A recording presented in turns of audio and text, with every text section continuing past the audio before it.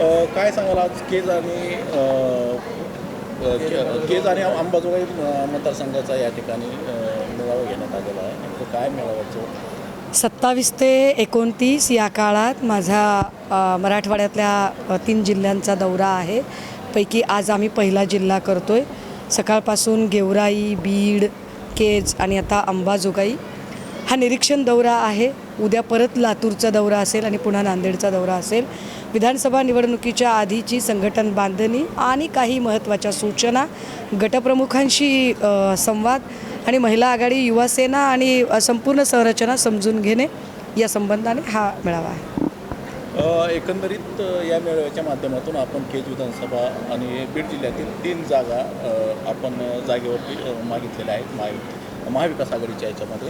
तर नेमक्या कुठल्या 3 जागेवरती आपण दावा केलेला आहे आणि कशा पद्धतीनं आपल्याला या जागा. हे बघा, मी संघटनेची एक जबाबदार पदाधिकारी आहे आणि विशेषतः मी मराठवाड्यातून आहे. त्यामुळे मराठवाड्यात माझे शिवसैनिक जे वर्षानुवर्ष काम करतात त्या प्रत्येकाला लढावंसं वाटणं हे फार स्वाभाविक आहे. आम्ही काही असे लोक नाही आहोत की संघटना काढली आहे, पक्ष काढला आहे आणि नंतर ऐन निवडणुकीच्या काळात बिनशर्त पाठिंबा देऊ. आम्ही लढण्यासाठी, निवडणुका लढण्यासाठी म्हणून पक्ष बांधणी करतो आणि त्याच अनुषंगाने बीडमधल्या या 3 जागांवरती आम्ही आमची मागणी वरिष्ठांकडे ठेवली आहे. गेवराई आणि माजलगाव आणि केज या 3ही जागांच्या संदर्भाने आम्ही आमची मागणी वरिष्ठांकडे ठेवलेली आहे. एक प्रश्न असा आहे की परंपरागतपणे जो आहे म्हणजे भारतीय जनता पक्ष आणि शिवसेना ही जी युती होती त्यावेळेस पण बीडला एक जागा होती शिवसेनेची. आता नंतरच्या काळामध्ये महाविकास आघाडीचा आपण विचार करू.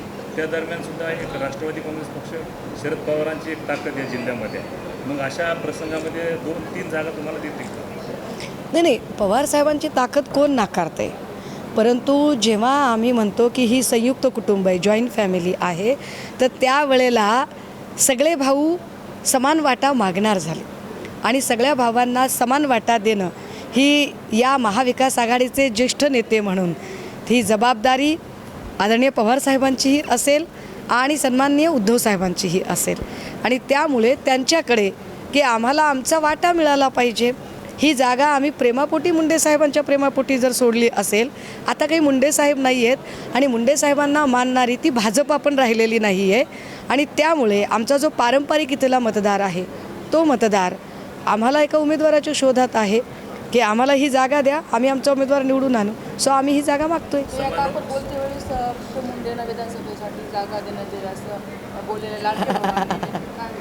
मी असं म्हटलं की लाडकी बहीण योजना जर असेल आणि बहिणीबद्दल जर प्रेम व्यक्त करायचं असेल तर या जिल्ह्याचे पालकमंत्री धनुभाऊ हे मलाही बहीण म्हणतात.